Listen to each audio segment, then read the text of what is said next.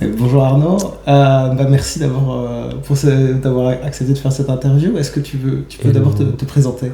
Salut, moi du coup je m'appelle Arnaud Moulinier, je suis activiste intersexe. Peut-être parce que Ouais. tout le monde n'est pas forcément complètement usé au terme intersexe. Est-ce que tu peux, hélas, est-ce que tu sais justement quelque part nous expliquer un peu ce que c'est?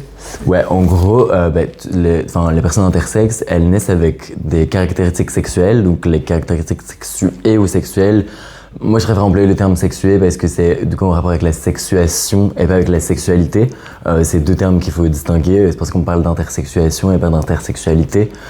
Du coup, les personnes intersexes, donc les caractéristiques sexuées, c'est les hormones, les chromosomes, les gonades. Les gonades, c'est testicules, ovaires ou du coup, il peut y avoir entre les deux.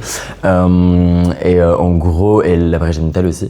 Les personnes intersexes, en fait, elles ont des caractéristiques sexuées qui sont en dehors des normes qui sont dites typiques et binaires, du coup des normes qui sont attendues par la société. Donc pour un homme cisgenre, on va attendre des chromosomes XY, un pénis et des testicules et des hormones, de la testostérone. Et pour une femme cisgenre, on va attendre des chromosomes XX et des ovaires, une vulve, potentiellement un utérus et une possibilité de procréer quoi, finalement. Mais en gros, les personnes intersexes du coup se situent pas forcément exactement entre les deux. En fait, le mot intersexe c'est un mot parapluie qui sert à désigner une multitude de variations qui sont des variations naturelles du vivant. Et on compte, les médecins et les organismes internationaux comptent environ une quarantaine de variations. Moi, ce que j'aime bien dire, c'est qu'il y a autant de variations intersexes que de personnes intersexes, parce qu'il y a autant de façons de vivre son intersexuation en fonction de qui on est, en fonction de ses privilèges, de sa couleur de peau, de son orientation sexuelle, de son identité de genre. En fait, il y a plein de façons notamment dans le collectif, Thierry Boisman, qui est le cofondateur du collectif, et moi, on a la même variation, mais il a un parcours et une médicalisation qui n'est absolument pas la même, parce que déjà, il a été médicalisé 30 ans plus tôt que moi. Donc, il a évidemment une histoire totalement différente et parsemée d'embûches un peu plus intenses que les miennes, clairement. Et c'est pas dans le même pays aussi, donc voilà. Je pense que ça c'est... Peut-être tout simplement pour donner une idée, justement en termes de statistiques de population. Du coup, c'est complexe de vraiment donner un nombre précis, puisque du coup ça concerne encore une fois une multitude de variations, mais les études et les chiffres qui sont le chiffre qui est le plus repris, c'est le chiffre de 1,7%. Je pense que vous l'avez déjà entendu, c'est à peu près la même proportion que les personnes qui naissent avec des cheveux roux. Voilà, ça donne un peu une idée de l'immensité que sont les personnes intersexes, mais en sachant que la majorité des personnes intersexes naissent et meurent sans savoir elles-mêmes qu'elles sont intersexes. Parce que l'objectif le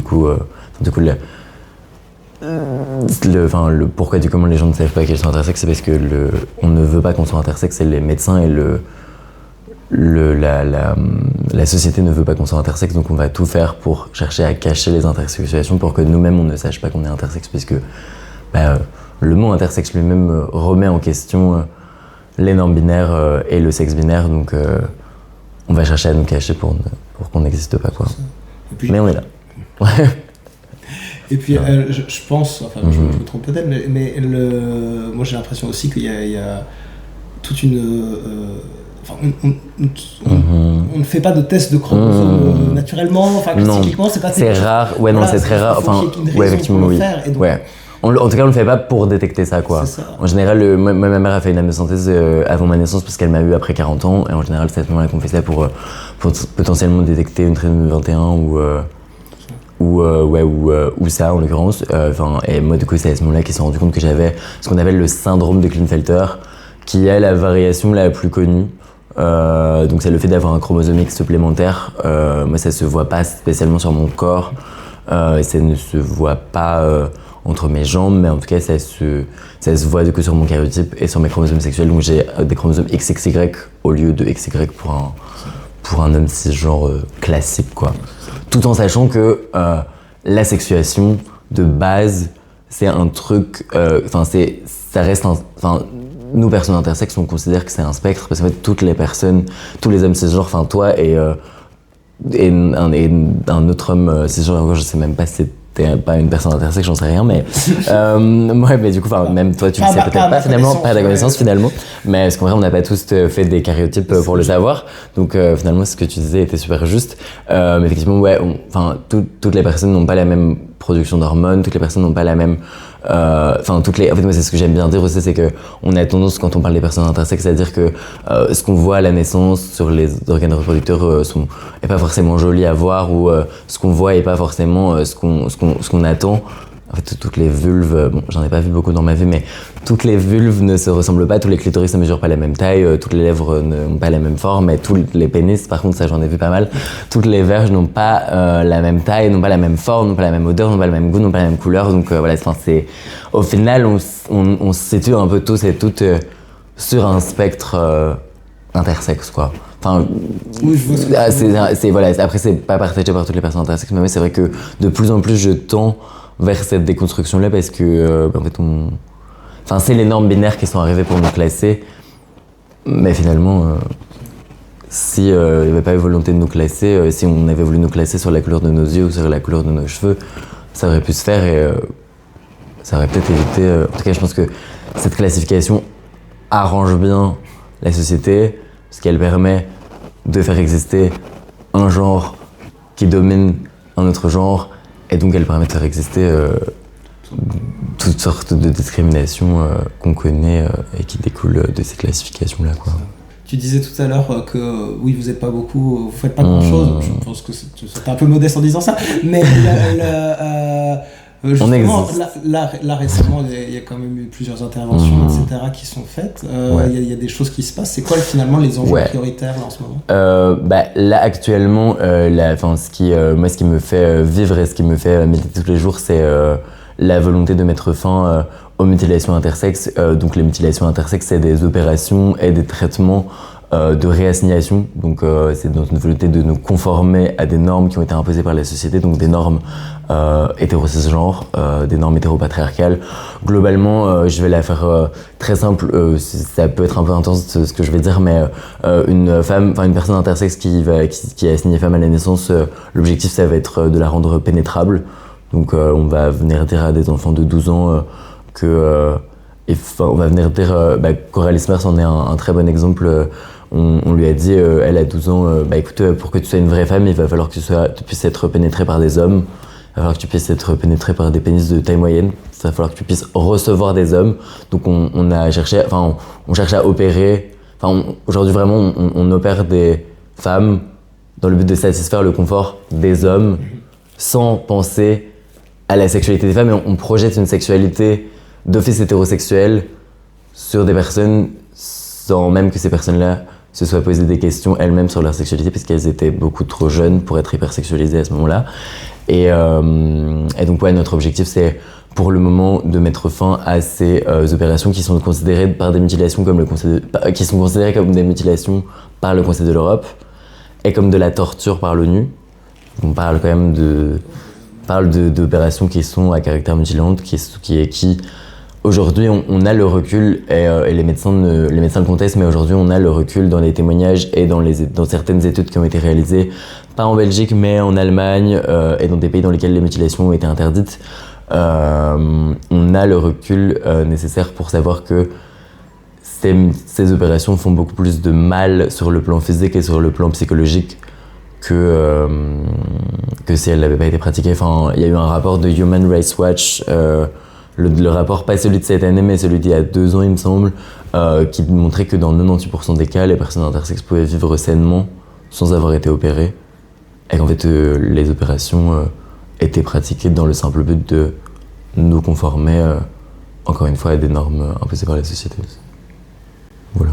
Je sais pas si c'est... Si. Après, évidemment, c'est ce que je dis aussi souvent, c'est que la médicalisation des personnes intersexes, elle se classe dans un système médical, mais elle se classe aussi et surtout dans un système social binaire. Et donc, évidemment, pour amener à ces changements-là et pour amener à la fin des mutilations, il faut amener à une véritable transition, en tout cas un véritable changement de vision de la société, et donc ça passe par la formation des soignants et des soignantes, la formation des futurs soignants et soignantes.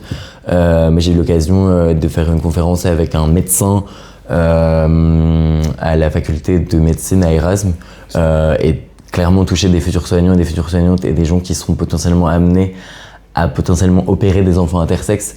C'est intéressant de leur expliquer quels sont les impacts de ce qu'ils vont poser à ce moment-là. Mais ouais, donc former évidemment les personnels soignants, mais former toutes les personnes qui seront amenées à côtoyer des personnes intersexes dans leur vie, et former les gens aux réalités intersexes, puisque on aura le temps d'en discuter, mais moi, quand j'explique ce que je fais dans la vie en général, je suis amené à une 60aine de fois dans le week-end ou dans la semaine à expliquer ce que sont les personnes intersexes, et je le fais avec plaisir, mais effectivement, c'est encore une réalité qui est très méconnue, et donc je te remercie de m'inviter aujourd'hui pour en parler. Non, avec plaisir. Et je pense que... Enfin, peut-être la question, du coup, c'est aussi, on en est où, du coup, en Belgique en ce moment? C'est quoi l'agenda, quelque part? Parce que je sais qu'on discute d'interdire, justement, les mutilations d'enfants intersexes depuis quand même plusieurs années, maintenant. C'est sur la table. Le dernier gouvernement avait ça sur la table aussi. Ça, c'est quand même pas facile. Donc, où on en est? Bah alors aujourd'hui, c'est-à-dire que quand même, on a une bonne nouvelle aujourd'hui. Le gouvernement fédéral de l'Arizona, donc la coalition Arizona, a fait dans son, c'est le plan de gouvernement, non, c'est en gros dans ses engagements, dans les engagements qui est censé tenir le gouvernement sur les 5 années qu'il aura à gouverner. Et se sont engagés à interdire les mutilations intersexes. Après, la formulation dans l'accord de gouvernement est très floue. Et nous, clairement, ce qu'on demande, c'est vraiment que les mots que les mots et les formulations de l'ONU, donc des Nations Unies, soient reprises. Donc vraiment le respect du consentement libre et éclairé. Donc, je sais pas si tu sais ce que c'est un consentement libre et éclairé, mais peut-être on aura l'occasion d'en parler. Mais oui, ouais, on pourra en parler. Mais bon, globalement, un consentement libre, c'est libre de toute, je sais pas si, peut-être je vais parler de la situation en Belgique et après je reviendrai sur le consentement parce qu'en vrai je vais me perdre, mais du coup ouais, en Belgique, du coup est présent dans l'accord de gouvernement la volonté d'interdire les mutilations intersexes, mais voilà, moi j'attends une formulation un peu plus claire et un peu plus respectueuse de toutes les variations intersexes parce que c'est pas le cas pour le moment. Pour le moment, donc il y a 2-3 ans, il me semble, Sarah Schlitz de Ecolo Groen a fait une proposition de loi pour interdire les mutilations intersexes. Elle dort en commission santé. J'ai eu ouï dire que la proposition, pas ça. La proposition, oui, non, pas Sarah Schlitz. Non, Sarah Schlitz, c'est très très active au Parlement fédéral et merci à elle de porter nos voix quotidiennement. Donc ouais, pour le moment, la proposition de loi dort. En revanche, on a été invité récemment par le ministre Kopieters de la Fédération Wallonie-Bruxelles, donc le ministre de la Santé et de l'Égalité des chances. Je le remercie infiniment pour son invitation parce que c'est historique d'être invité par un ministre de la Santé en Belgique. Ça n'a jamais été fait et d'autant plus c'est étonnant que ça ne vienne pas de la part d'un ministre de gauche. Donc vraiment, je tiens à souligner son engagement et sa volonté en tout cas d'abord de nous écouter, de laisser la parole aux personnes concernées, c'est extrêmement important. Et ça s'est pas beaucoup fait, même dans les pays qui ont légiféré, c'est pas forcément d'abord des personnes concernées qui sont venues parler vraiment en première ligne face à des personnalités politiques, donc c'est quand même un grand pas et ouais, je le remercie, c'est vraiment chouette. On n'a pas rencontré le ministre, on l'a rencontré, mais il n'est pas resté très longtemps, mais on a rencontré sa conseillère qui a été extrêmement dévouée et qui en tout cas nous semble vouloir vraiment faire avancer ces questions-là. Après, on se demande si c'est vraiment une volonté, s'ils ont vraiment compris quels étaient les enjeux et quelle était l'urgence, ou si c'est pas parce que sur la Rainbow Map de ILGA, sur la question des personnes intersexes, il n'y a rien du tout qui a été fait. Et je pense que, évidemment, les gouvernements belges ont envie de faire rayonner la Belgique aussi au travers de ces questions-là, et je pense qu'on a évidemment envie de gratter la première place sur la Rainbow Map ILGA cette année. J'entends qu'on veuille la gagner. Après, voilà, faut pas oublier qu'il y a des personnes et aussi des droits et il y a plus des sensibilités et vraiment des personnes qui souffrent et qui sont. Il y a encore aujourd'hui, à l'heure actuelle, là on est en train de se parler, je pense que depuis le début de notre entretien, il y a des enfants intersexes qui ont été mutilés. Statistiquement, en tout cas, c'est à peu près le cas, quoi. Donc, clairement, nous, il y a urgence et il y a urgence de vraiment faire quelque chose. Et d'autant plus que nos pays voisins ont fait quelque chose. Là, je sais qu'en France, le Parti socialiste a fait une proposition de loi qui va être étudiée et débattue à l'Assemblée nationale. N'hésitez pas à me suivre pour les commentaires sur les débats, ça va être très rigolo, je pense. Mais ouais, effectivement, ouais, pardon, je pars un peu dans tous les sens, mais l'Allemagne a légiféré aussi. L'Allemagne, c'est un des premiers pays de l'Union européenne qui a interdit la mutilation. Si l'Allemagne était capable de le faire, si l'Espagne était capable de le faire, si le Portugal était capable de le faire, si l'Albanie était capable de le faire, la Belgique, qui a quand même été précurseur sur les questions trans et sur les questions de mariage pour tous, je pense que la Belgique peut montrer l'exemple en interdisant les tortures dont sont victimes les enfants intersexes. Et du coup, moi ces interviews-ci, je les fais dans le cadre de cette campagne de Mr Bear de 2026. On te souhaite d'être élu. Ouais. Et dans ce cadre-là, justement, j'essaie aussi de voir un peu comment la communauté est perçue par différentes personnes de l'extérieur de la communauté, pour une fois. Et donc, ma première question, quelque part, c'est toi, c'est quoi ta vision de la communauté ours ? Alors, je sais pas si tu veux ma vision ou si tu veux... Moi, je pense que j'ai pas besoin de faire un rappel historique parce que je pense que les personnes qui vont regarder cette vidéo le savent, mais je sais que vous êtes... c'est une communauté qui est née d'une... Pas d'une exclusion, mais en tout cas d'une revendication de corps en réaction. En tout cas, vous êtes né en réaction à une omniprésence des white gays mainstream, minces, musclés, épilés, six-pack and everything. Je suis abonné à pas mal de comptes d'ours sur TikTok, Insta, déjà parce que je les trouve super sex, not gonna lie, et aussi parce que j'avoue que je trouve extrêmement intéressant, en tout cas la façon de se réapproprier son corps, et je pense qu'il y a des liens et des parallèles à faire sur la façon dont nos corps sont extrêmement politiques et nos corps sont importants dans nos identités. Chez les personnes intersexes aussi, clairement, c'est vraiment parce que j'ai l'impression que du coup la communauté a une volonté la communauté gay a eu une volonté de contrôle sur vos corps en voulant potentiellement vous faire maigrir ou en voulant vous conformer à des normes de la communauté gay. Et nous, c'est les médecins et la société qui veulent nous conformer à des normes imposées par la société aussi. Donc finalement, et même au sein de la communauté gay, en tant que personne intersexe, homosexuel, qui a été perçu pendant la quasi-totalité de sa vie comme un mec cis gay et qui maintenant est perçu uniquement comme une personne intersexe, je perçois, clairement le basculement, je vois très bien, et je pense que j'aurais plus tendance maintenant aujourd'hui à me sentir, je pense que je me sentirais beaucoup plus respecté et beaucoup plus peut-être célébré dans la communauté des ours. Après, je sais pas trop parce que j'ai l'impression que ça reste encore très blanc, très cis. Quoique, Miss Bear Belgium, ma star, je la vois tout le temps se trimballer avec son écharpe et je la croise de temps en temps à des agendas. Et en vrai, franchement, je trouve que c'est quand même un concept assez chouette et assez fun qui permet aussi de faire comprendre que la masculinité, c'est pas que... Et en même temps, je trouve que vous véhiculez quand même vous permettez en tout cas de véhiculer des masculinités et des virilités qui sont totalement différentes, parce que je sais pas, la première fois que j'ai vu des ours en vrai, je me suis dit putain, ils ont l'air trop mignons, quoi, genre j'ai envie de leur faire des câlins, quoi. Après, je pense que c'est ce que tout le monde se dit et c'est peut-être hyper cliché, mais du coup, j'avoue que là où les gens auraient tendance à se dire que du coup vous restez entre... Parce que moi c'est vrai que j'ai tendance à me dire que plus on fait des catégories dans des catégories, plus on risque d'être excluant.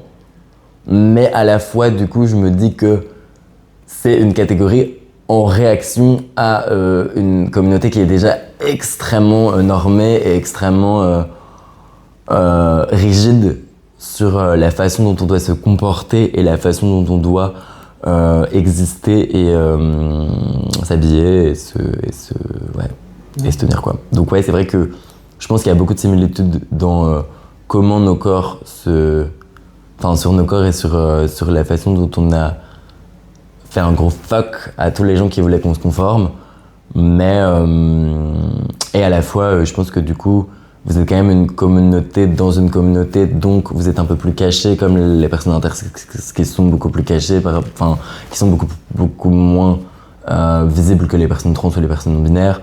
Après, vous êtes quand même visible parce que c'est vrai que, par exemple, je me faisais la réflexion il y a 2 jours, mais il n'y a pas de drapeau pour les gays maigres. Après, les gays maigres subissent évidemment beaucoup moins de discrimination et clairement, je ne risque pas de ne pas trouver un taf parce que je suis maigre, alors qu'en général, à l'inverse, c'est quand même beaucoup plus fréquent. Et la grossophobie est clairement beaucoup plus intense et beaucoup plus systémique et structurelle que la maigrophobie.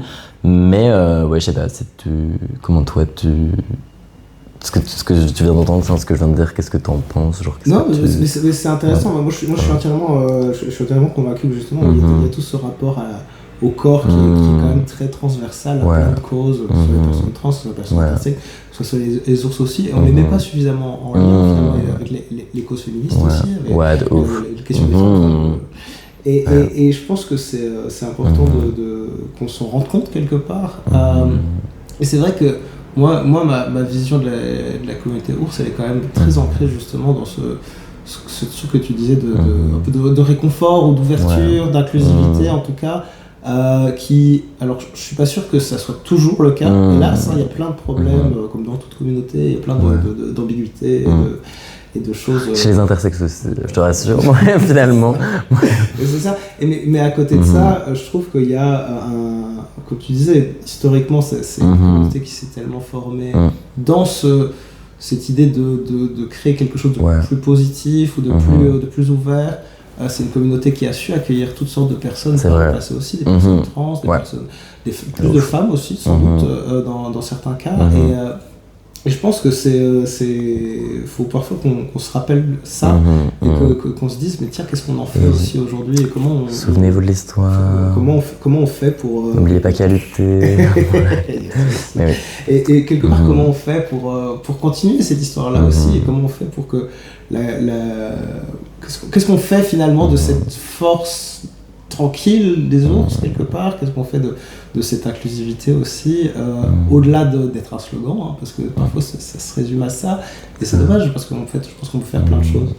Et justement dans ce sens-là, moi c'est un peu dans ce sens-là que je fais ces interviews-là aussi un peu, c'est comment est-ce que toi tu vois des solidarités possibles, comment est-ce que quelque part, comment est-ce que les ours pourraient aider les personnes intersexes ou intersexes belgium concrètement? Je pense que ça fonctionnerait je pense que ça peut fonctionner dans les 2 sens déjà, mais après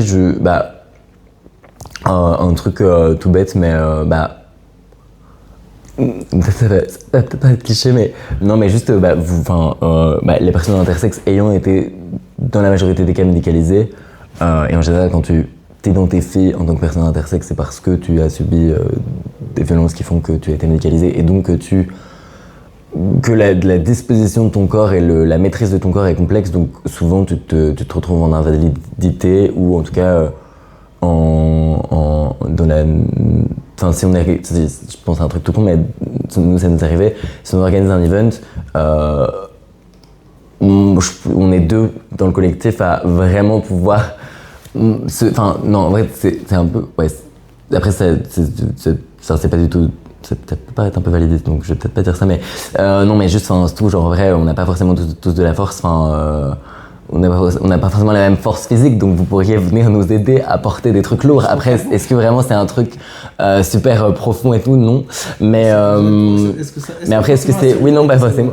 Non, pas forcément, clairement. Après, je pense que, en vrai, je pense que à Bruxelles spécifiquement, puisque le Baroque est quand même un peu l'entrée de la rue du marché au charbon, je trouve que, et c'est vrai que c'est quand même une réflexion que je m'étais déjà faite, si un autre bar avait été à cet endroit-là, genre le Dolores, je me sentirais moins... Bon, après, je me sens pas spécialement accueilli dans cette rue, je vais pas mentir. Je me sens pas célébré et accueilli, ni représenté, sauf pendant la quinzaine intersexes, quand il y avait le rapport intersexe au-dessus de Red Box, parce que j'ai forcé pour qu'ils le mettent au-dessus. Bref, mais si j'avais... Enfin bref. Du coup, non, je sais pas trop. En vrai, c'est vrai que j'ai réfléchi, et j'ai noté 2-3 petites choses, mais c'est vrai que je sais pas exactement comment on pourrait s'aider, mais je pense que, en fait, ne serait-ce que... Enfin, dans le fait que vous soyez quand même dominant dans la communauté, vous pourriez permettre... Enfin, je pense que le fait que ce soit vous qui permettiez l'accueil et l'insertion des personnes intersexes, enfin une meilleure insertion, parce que clairement les personnes intersexes ne se sentent pas légitimes de faire partie de la... Enfin, soit ne se sentent pas comme partie intégrante de la communauté, soit parce qu'elles ne se définissent pas comme intersexes, ou en tout cas elles n'ont pas compris, ou en tout cas selon elles, l'identité intersexe n'est pas une identité queer, et ça je le respecte totalement, mais en général les personnes intersexes vont avoir vraiment du mal à... parce qu'on n'a pas de communauté intersexe, c'est aussi ça le plus gros des problèmes, c'est qu'on n'a pas de réelle communauté, on n'a pas de réels espaces communautaires et de vrais moments de communauté. Moi, mon premier moment de communauté,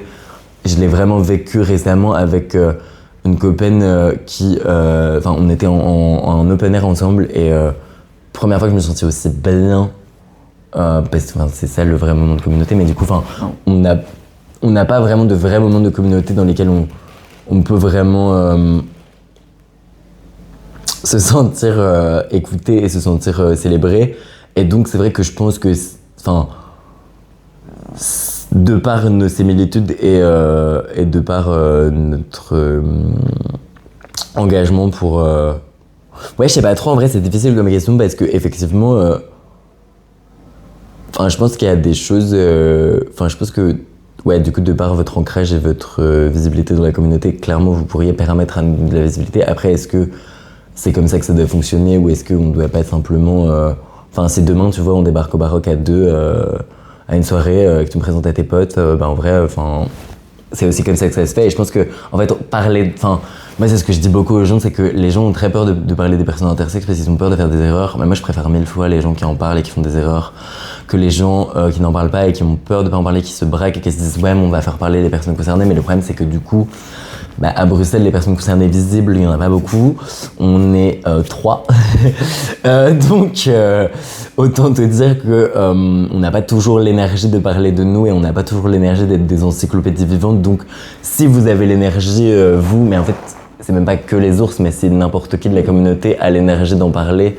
Mais je pense que c'est aussi intéressant, parce que je pense que ce serait intéressant de faire des tables rondes et de faire des discussions comme ça, ou des petits workshops et tout, ou des résidences ou quoi, où on pourrait vraiment essayer de créer des choses main dans la main et essayer de se poser les questions de qu'est-ce qui pourrait nous rassembler, parce que je suis persuadé que des choses nous rassemblent. Et en vrai, quand on regarde Thierry, je sais pas s'il se définit comme un ours, parce qu'on en a parlé l'autre jour et il me disait « non mais moi je suis pas poilu », mais je lui disais « oui mais en soi tu dois subir des discriminations similaires aux discriminations que vous subissez, donc et est-ce que c'est intimement lié à ton intersexualisation, donc est-ce que tu...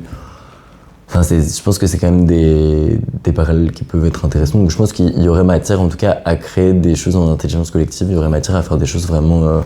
et même ne serait-ce qu'à discuter vraiment juste... en tout cas, je me sens beaucoup plus à même de discuter de ça avec vous et avec toi, et je me sens beaucoup plus confort et beaucoup plus safe en discuter avec toi que...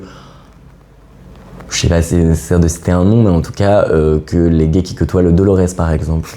D'accord. Que j'adore, il n'y a aucun souci. Vraiment, j'ai aucun problème, mais... Et pourquoi ? Mais parce que je pense qu'ils sont en vrai, c'est un truc...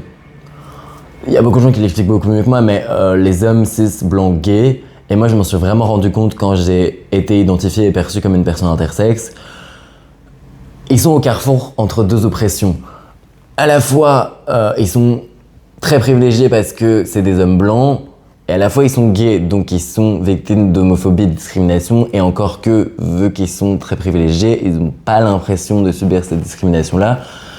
Donc, et vu qu'ils sont très normés, et dans la rue, on pourrait pas forcément dire qu'ils sont gays, et donc ils vont pas se faire insulter, ils vont pas forcément subir d'homophobie comme moi. C'est pour ça que récemment, je m'identifie moins comme quelqu'un de gay, mais plus comme une pédale ou comme une folle, tu vois. Et c'est un truc qui revient beaucoup dans la commu. Et c'est vrai que c'est dommage qu'on crée des scissions dans la commu, mais en même temps, foncièrement, quand je me retrouve face à des hommes blancs, gays, qui souvent votent à droite et qui m'expliquent que en fait j'ai rien à faire dans leur lutte et que eux c'est des hommes gays et que ils ont pas besoin de revendiquer qui ils sont. Ouais, en fait t'as pas besoin de revendiquer qui tu es parce que tu as le privilège de ne pas pouvoir le faire, mais moi en fait j'ai pas le choix parce qu'en fait ma propre identité elle remet en question tellement de choses et c'est une antithèse à tellement de normes et à tellement de constructions que moi je n'ai pas le privilège de ne pas revendiquer qui je suis, donc même si je suis blanc et que je suis créant privilégié, je me rends bien compte qu'en tant que personne intersexe dans la communauté gay, qui est une communauté qui est hyper sexualisée clairement et qui est très focus sur le corps et sur l'apparence et sur un truc très performatif aussi, c'est vrai que j'ai eu du mal à trouver ma place et j'ai beaucoup plus trouvé ma place avec mes potes meufs trans ou avec mes sœurs meufs trans clairement. Et c'est vrai que en vrai c'est pas du tout, j'essaie vraiment de plus en plus de ne pas, mes amis te diraient que je suis homophobe, mais moi j'essaie de ne pas, me placer à côté pour juger parce que je sais que je fais partie intégrante de cette communauté et clairement j'ai évolué et j'évolue encore dans la communauté gay. Enfin je suis sur Grindr, je relationne avec des hommes gays, je relationne de moins en moins avec des hommes cis gays parce que je me rends compte de plus en plus que c'est complexe de vraiment être entendu et compris à 100%. Après, je me dis que peut-être que je suis aussi... j'essaie aussi de pas tomber dans une vision trop sectaire parce qu'au final, je me classe à côté d'eux en les regardant et en disant « Ouais, ce qu'ils font, c'est de la merde ».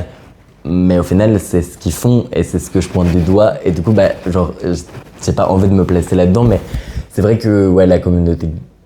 je constate ces 2 dernières années vraiment une vraie scission dans la communauté gay et je trouve ça d'autant plus intéressant que je sois plus perçu que comme un homme gay au moment où je vois cette scission-là parce que du coup je la perçois encore plus. Et parfois j'avoue que quand je suis sur Grindr et qu'il y a des mecs qui me disent mais comment tu peux être top en étant intersexe, ou comment tu peux... ou des mecs qui me disent oui mais de toute façon... des gens qui m'essentialisent vraiment à ce que je pourrais avoir entre les jambes et qui en plus dans la majorité des cas n'est même pas le cas et qui projettent vraiment un truc sur... je trouve qu'il y a quand même une vision vraiment très phallocentrée et alors moi effectivement la majorité des personnes sur Grindr pensent que je n'ai pas de pénis. Spoiler alerte, j'en ai un. Mais j'ai toujours voulu laisser planer le mystère dessus parce que je trouve ça assez fou en fait de voir à quel point vraiment... j'ai une copine qui m'en a parlé récemment. Une copine qui me dit putain mais tu sais que depuis que je t'ai rencontré, tous mes potes me demandent ce que t'as entre les jambes. Et c'est un truc qui m'a vraiment beaucoup frappé parce que j'ai capté pourquoi sur Grindr, malgré le fait qu'on me dise tous les jours en ce moment que j'ai glow up et que je suis devenu beaucoup plus beau par rapport à avant, je reçois 10 fois moins de messages et je reçois vraiment 10 fois moins de messages, déjà de messages mimi. Les messages vraiment sont globalement toujours centrés sur ce que j'ai entre les jambes et encore plus qu'avant, Vraiment, c'est un peu c'est assez terrifiant et c'est vrai que je sais pas si on s'est éparpillé du sujet, mais on s'est complètement éparpillé du sujet, mais c'est pas grave. Putain, je suis parti pas loin, en plus j'avais le soleil dans la gueule, du coup j'étais vraiment dans mon idylle, mais non, mais du coup je pense que pour revenir au sujet des ours, on a des similitudes là-dessus et la Big Bertha, je sais pas si je pense que t'as peut-être vu son talent show il y a 2 jours dans All Star, dans Drag Race. J'en avais déjà discuté avec aussi Grâce de Bruxelles, hyper intéressant, de comment je pense qu'on est aussi exclus, on est 2 communautés qui sont exclues du système gay, quoi. Vous moins parce que du coup vous avez créé cette communauté-là justement en réaction à cette exclusion et du coup vous vous êtes retrouvés entre vous, mais j'imagine que vous vous sentez exclus par rapport aux autres homosexuels parfois aussi, à la Pride et tout, en termes de représentation, j'imagine que vous devez d'office, à un moment, vous sentir... je sais pas si je te pose la question, ça m'intéresse en vrai. Non, mais je pense que c'est complexe parce qu'il y a toute une évolution par rapport à ça. Ouais. C'est clair que... Je pense qu'il y a de toute façon effectivement une question de rapport, de discrimination par rapport au corps, par rapport à la grossophobie, par rapport au poil. Tu vois, je pense que beaucoup d'ours, je pense, ont aussi un rapport à leur jeunesse et à leur maturation en tant qu'homme gay, qui est très compliqué parce qu'il y a vraiment le rapport à la séduction, c'est surtout dans un rapport classique de séduction homo, le fait d'être jeune et mince, et tu vois, le truc du jeune et faible est quand même toujours ça très, aide. non mais c'est clair. Et donc quand t'as 18-19 ans, t'es gros, t'as peut-être du poil, même, moi je sais bien que tu vois, alors la barbe est revenue à la mode quand même, il y a déjà quelques temps maintenant. Ouais, heureusement. Mais oui, mais il y a encore pas si longtemps que ça, c'était impossible, c'était sale quoi. Moi on me disait que moi à 18-19 ans c'était sale. C'est vrai, on a tendance à oublier, mais c'est vrai, c'est chaud. Ça a changé très très vite. Et même encore aujourd'hui, sur Grindr. Non, mais ça a changé, ça a je vois encore des gens qui me disent. Et maintenant c'est quand même très différent. Mais donc il y a ce rapport-là. Et donc, effectivement, le fait d'avoir créé des espaces de séduction, où c'était célébré, et où le fait d'apprécier ces caractéristiques-là aussi sont célébrées, et ça a un caractère très, très politique, évidemment, et qui a changé beaucoup de choses.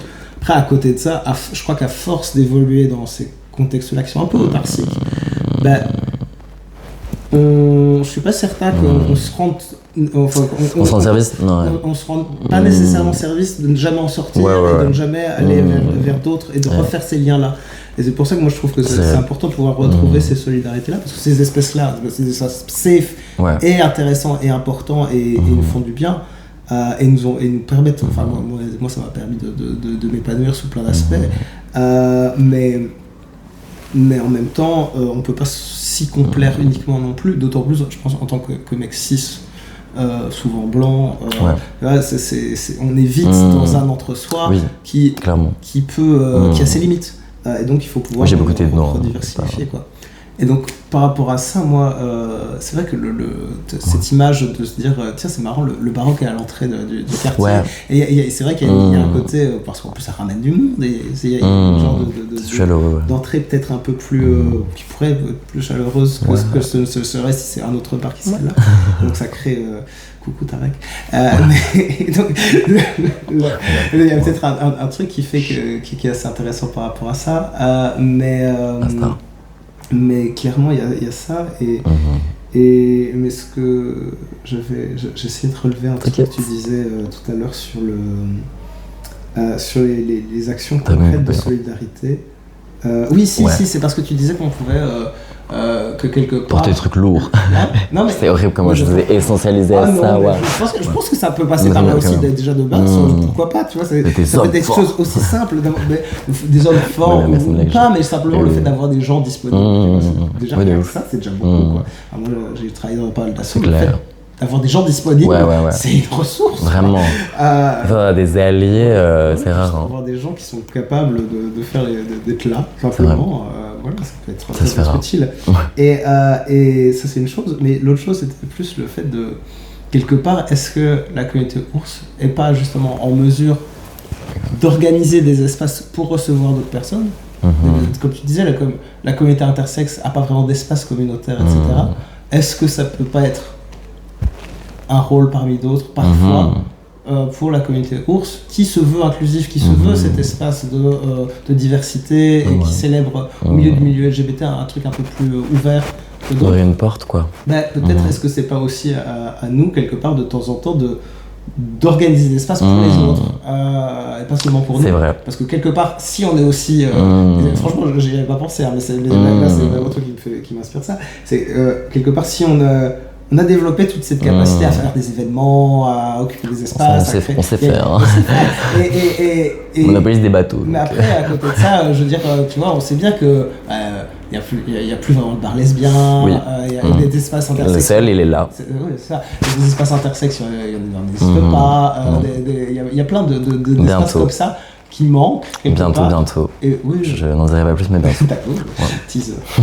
Mais donc d'avoir des espaces comme ça qu'on peut créer temporairement à certains moments, je sais pas, ça pourrait être une piste aussi. Mais ouais, c'est vrai que après ça c'est je pense que ça pourrait se faire. Après, les personnes intersexes, déjà, il faut savoir que voilà, le fait qu'on ait vraiment été élevés et socialisés dans la dimension de secret. Et enfin là, on l'a vu très récemment à Amsterdam, le premier Intersex Film Festival a été organisé. Pas assez de tickets vendus, pas assez de personnes qui voulaient être présentes et visibles, donc festival annulé. Donc pour le moment, malheureusement sur les questions intersexes, je sais que même moi demain, si j'organise un événement, j'ai des copaines qui m'ont dit moi je veux bien venir, mais par contre ce sera pas public, les gens ne sauront pas que je suis intersexe quoi. Et c'est encore un truc, encore une dimension qui est très présente et très complexe. Et clairement moi je ne leur en veux pas et je les comprends parce que moi clairement ça m'a été imposé d'être visible en tant que, c'est arrivé très vite et de manière très... j'ai fait mon coming out dans une interview sur Paint, qui est le plus gros média LGBT de France, quoi. Donc, du coup, je me suis vraiment retrouvé projeté dans un truc où j'étais obligé d'être visible. Et honnêtement, tu me renvoies il y a 2 ans et tu me poses la question de si j'ai envie. Je pense que parfois, il y a des jours où je te répondrai que non, parce que, ouais, c'est intense. Et encore que moi, vraiment, je suis très privilégié et je suis perçu comme un homme dans la majorité des cas dans ma vie, donc ça va. Mais j'ai pas subi beaucoup d'homophobie. Tout dépend de la façon dont je me présente au monde, mais du coup, c'est vrai qu'en tant que personne, être visible en tant que personne intersexe dans des événements, c'est compliqué, mais du coup c'est vrai que je me dis que peut-être que des événements, et c'est là qu'effectivement c'est intéressant, des événements qui sont pas que des événements par et pour les personnes intersexes et des événements transversaux, et là où effectivement il y aurait plein de... je pense que du coup, on se sentirait peut-être moins essentialisé dans... on se sentirait... Ouais, je pense que ce serait peut-être faisable, ouais. En vrai, ce serait, à mon avis, il y aurait même moyen que vous, en créant un événement pour les personnes intersexes, vous puissiez ramener plus de monde que c'est moi je le fais alors que j'ai une communauté intersexe quoi. Est-ce que ça doit être seulement intersexe, est-ce que ça peut être plus pour justement quelque part brouiller les cartes ça peut être, c'est peut-être une façon de faire pour justement créer des espaces qui sont véritablement inclusifs, tout en étant, je veux pas dire lucratif, mais rentable, parce qu'il n'y a rien à faire, organiser des événements c'est plus cher, et donc il faut qu'il y ait un minimum de rentabilité, je le disais. Si tu as déjà une base de personnes qui sont de toute façon là et qui sont volontaires d'être là, pourquoi pas. Avec plaisir. Bien sûr, je ne suis pas fermé à l'idée. Dans les prochaines années, dans les prochains mois, on peut avoir. Moi, j'adorerais. Et d'ailleurs, c'est un vrai constat, mais du coup, le Crazy Circle, qui est le seul bar lesbien de Bruxelles, qui a fermé juste un nombre incalculable de fois. Moi, j'avoue que je suis allé à la Dec March l'année passée, cette année. Je suis allé à la Dec March l'année passée aussi en fait, mais c'était vraiment, en fait, première fois, ça m'a vraiment fait du bien d'y aller avant la Pride. C'est la veille de la Pride cette année. Ça m'a vraiment fait du bien d'y aller avant la Pride parce que première fois que dans des discours de Pride, j'entends les personnes intersexes mentionnées dedans. Et ça, c'est un truc que je sais que c'est vraiment pas grand chose, mais si vous faites un discours, si vous faites... Mais c'est un truc que je dis beaucoup aux gens, c'est que... j'entends beaucoup... Après, c'est encore un autre sujet, mais... moi, j'en ai un peu marre de la pureté militante, et j'en ai un peu marre juste des gens qui ont tendance à nous... moi, c'est juste... venez pas me faire chier alors que vous avez jamais inclus les personnes intersexes dans aucune de vos luttes et dans aucun de vos discours. J'entends rarement une mention de personnes intersexes dans les discours. Et étonnamment, je l'ai déjà entendu dans un discours d'Ours il y a 2 ans à la Pride de Bruxelles. Je sais plus, c'était à l'opening de la Pride. Je crois que c'était Mr. Berg, je crois, mais je sais plus lequel c'est à l'époque, mais du coup qui avait quand même dit le mot intersexe, alors même qu'il y avait genre un échevin qui était là à la ville de Bruxelles et qui parlait justement de la place des personnes trans dans le sport et qui n'a pas parlé des personnes intersexes. Et j'ai genre, mais, enfin, genre, c'est chaud quand même que. Et du coup, à ce moment-là, quand même, je m'étais dit, putain, genre, c'est fort quand même de. Enfin, ça veut dire que quand même vous êtes. Enfin, et au final, tu vois, les autres personnes qui avaient pris la parole étaient plutôt des hommes blancs gays, donc plutôt mainstream et plutôt. Pas ours. Et du coup, étaient vraiment. Ils avaient vraiment parlé uniquement d'eux, alors que je trouvais que justement, à ce moment-là, la personne qui représentait les ours, en tout cas, avait pas parlé que de lui, et je trouvais ça assez intéressant de se rendre compte que finalement, quand tu es discriminé pour d'autres raisons que ton homosexualité, tu te rends compte qu'il y a pas que ton homosexualité qui est définie et qu'en fait, il y a plein d'autres communautés qui coexistent. Et en vrai, on sait pas, mais ça se trouve, toi t'es intersexe, ça se trouve d'autres ours. Moi je pense qu'il y a plein d'ours qui sont intersexes. Hein. Who knows? En tout cas, il y a plus de chances qu'il y ait des ours intersexes que des gays extrêmement musclés et tout, parce que en vrai, foncièrement, le fait que notre corps produit. Non, en vrai, c'est peut-être pas. Mais non, mais parce que c'est vrai, moi on m'a dit toute ma vie que si j'étais pas musclé, c'est parce que mon corps produit pas de testo. Après, est-ce que c'est vrai, est-ce que c'est pas vrai, j'en sais rien. Parce qu'au final, je connais beaucoup de bouches qui ont pas de testo et qui sont ultra musclées, donc ça n'a pas de sens, mais bon. Ouais. Mais voilà. Je sais pas si cette. Non, c'était bien. Je pense que c'est pas mal. Ouais, moi j'ai grave parlé, mais en fait. C'est vrai que c'est une question qui est quand même hyper complexe parce que c'est pas des questions qu'on est amené à se poser.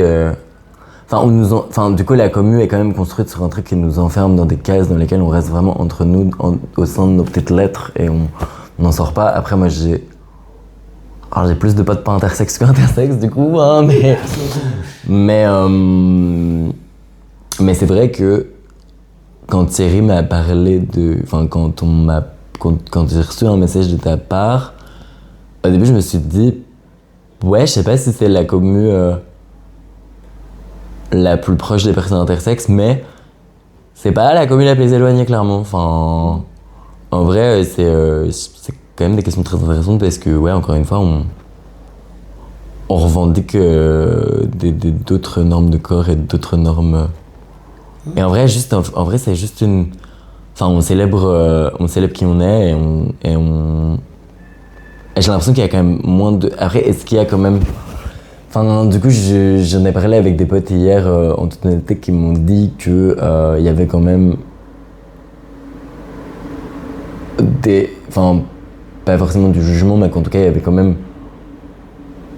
Du coup, un truc où, quand t'es un peu trop gros, ou un peu trop poilu, ou un peu trop noir, comme on m'a dit que moi j'avoue que j'ai un peu été heurté par une des affiches de je sais plus quelle affiche, mais c'est mon pote qui m'a rappelé ça hier et qui m'a dit c'est vrai que moi quand j'ai vu qu'il y avait que des hommes blonds sur l'affiche, ça m'a un peu saoulé, mais bon. Du coup c'est vrai que c'est un truc où après le truc c'est qu'en même temps j'ai l'impression que on va plus facilement aller faire ces reproches là aux ours que aux autres gays auxquels j'ai l'impression que on laisse passer beaucoup plus de choses, alors que franchement, il y a des choses à dire. Mais du coup, c'est vrai qu'on a tendance, je pense qu'on se retrouve aussi dans le fait que les gens comprennent pas trop qui on est, les gens comprennent pas trop ce qu'on fait, ils ont l'impression qu'on fait des trucs bizarres entre nous. Et au-delà, je pense que pour moi, c'est aussi le fait. Alors, je pense qu'il y a effectivement plein de liens à faire et qu'il y a des choses en rapport, mais au-delà de ça, moi, je pense aussi que le fait que la communauté ours elle a vocation quelque part à être cet espace de bienveillance et pour elle cet espace d'aide et d'accueil envers d'autres, et que on n'a pas besoin d'être les mêmes ou d'avoir 100% de similarité pour vouloir avoir des solidarités. Clairement. Justement, au contraire, quelque part, je pense que la communauté LGBT, c'est beaucoup ça aussi. Je veux dire, le fait que les personnes homosexuelles et les personnes trans puissent collaborer, puissent être solidaires dans des luttes communes. C'est pas parce que elles ont des choses en commun, évidemment, mais leurs discriminations sont pas du tout les mêmes. Et pourtant, c'est justement ensemble qu'on va avancer. Et donc, je pense que en tout cas, c'est la vision que j'en ai. Mais c'est ce que je dis, c'est vrai que c'est souvent. Pardon, je t'ai coupé, tu veux Ouais, non, juste parce que je voulais juste clôturer. Ah ouais, tu veux le clôturer, pardon. Mais je voulais dire un truc parce que peut-être ce sera important à mettre, mais juste. Non, les personnes. Oui, effectivement, en réaction à ce que tu viens de dire, il y a beaucoup de personnes intersexes qui ne s'identifient pas à la communauté LGBTQIA+, et beaucoup de personnes qui ont du mal à comprendre pourquoi on en fait partie. Et c'est vrai que c'est quand je t'entends dire ça que pour moi, c'est essentiel qu'on avance ensemble, et c'est comme ça que ça a fonctionné, c'est comme ça qu'on a obtenu des droits. Et voilà, moi j'aimerais rappeler aux hommes homosexuels que une fois que les personnes trans et les personnes intersexes, j'allais dire, auront plus de droits, nous on a déjà pas de droits, donc c'est mort. Mais une fois que les personnes trans, une fois qu'on aura retiré les droits aux personnes trans, vous êtes les suivants, faut pas oublier, croyez pas que on est apprécié par des politiques qui nous ont haïs à un moment donné. C'est tout. Genre, je sais pas quoi dire de plus, mais juste, on est les suivants, et n'oubliez pas que la communauté s'est construite sur cette sororité-là, sur cette adelphité-là. Voilà, n'oubliez pas qu'en vrai, n'oubliez pas d'inclure les personnes intersexes dans vos luttes, n'hésitez pas à parler des personnes intersexes autour de vous, parce qu'elles n'osent pas le faire d'elles-mêmes, et pour le moment, elles ne le font pas d'elles-mêmes. Donc voilà. Donc merci à toi. Merci beaucoup. Ouais. C'est un très bel accueil, merci beaucoup. Je me suis un peu papillé, mais merci. Ouais. Comme à mon habitude, mais c'est trop cool en vrai. C'est hyper important, je pense, de recréer ces liens intra-communautaires, et d'essayer de vraiment recoller les scissions qui sont en train de se créer au sein de nos communautés. Parce qu'on forme plusieurs communautés qui en forment qu'une seule, finalement. C'est beau, quoi. La communauté alphabet, on est géniaux, merde. Ouais. La honte. Merci, ouais, merci à toi.